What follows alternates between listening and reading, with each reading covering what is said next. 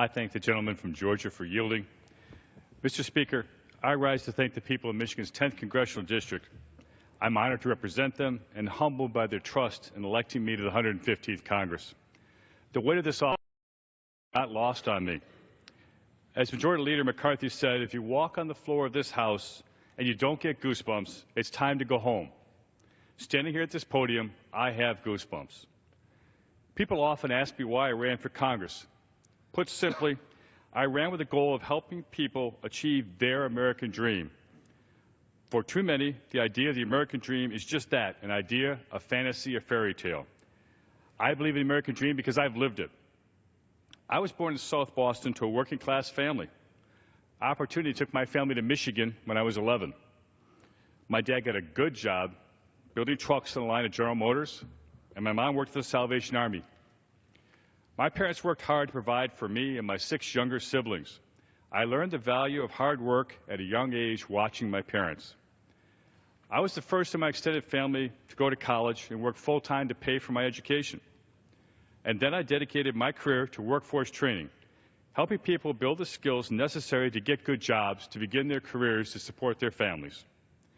There's something about the pride that comes when someone gets a job. Their whole world changes when they see what they're able to achieve and what their work does for their families.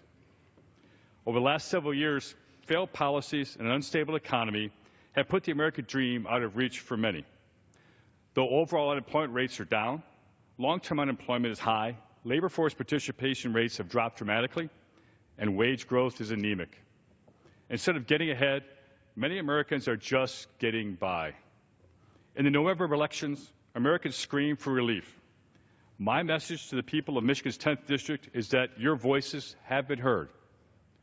We are already working here in the House on measures to roll back regulations to support families, businesses, and the economy, and breathe life back into the American dream.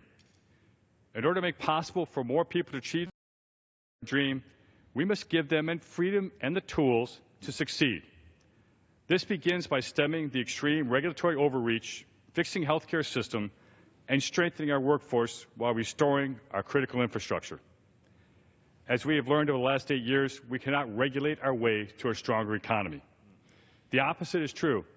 Governmental overreach cripples our economy. From my years of running a business, I have firsthand knowledge of how excessive regulations makes it harder to succeed.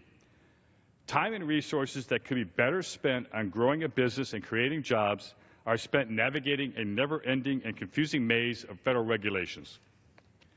Many of those regulations have been imposed without a cost-benefit analysis, placing costly burdens on families and businesses while providing little benefit. Regulators have exceeded their authority by placing undue burdens on those struggling to make the economy work. The House has already acted by passing the REINS Act and the Midnight Rules Relief Act. Each of these measures would put accountability rightly where it belongs, with the people's elected representatives in Congress, not with unelected bureaucrats. We are also reforming health care in America to prevent further harm to families and businesses. Patients and doctors should be in charge of their health care, not the government. Since the Affordable Care Act was passed, patient choice and access to care has declined while costs are ever increasing. Despite all the promises, many people who had plans or doctors they liked could not keep them. Insurance carriers are forced to severely narrow their networks to combat cost. Our health care reform is a better way to increase accessibility and patient choice in addition to reducing cost. We will do that by allowing purchase of coverage across state lines, authorizing businesses and individuals to band together to increase purchasing power and negotiate prices, allow health savings accounts, and expand risk pools. Our plan focuses on putting where it belongs, with the people, with the patients. Government overreach does not stop with our health care. I know that surprises you. The one-size-fits-all approach to education legislation in recent years has failed America's students. It's time to put parents and individuals in control of their education and give them options that will best suit their needs.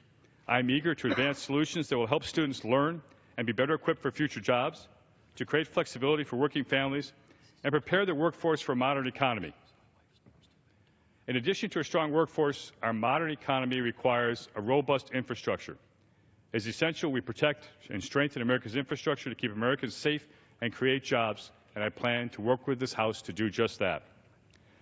There is much work to be done, but I stand ready to work with my colleagues in the House and Senate to revive the American dream. It is more than an idea. It should be more than a wish.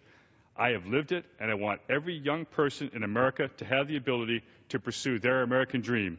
Thank you, and I yield back.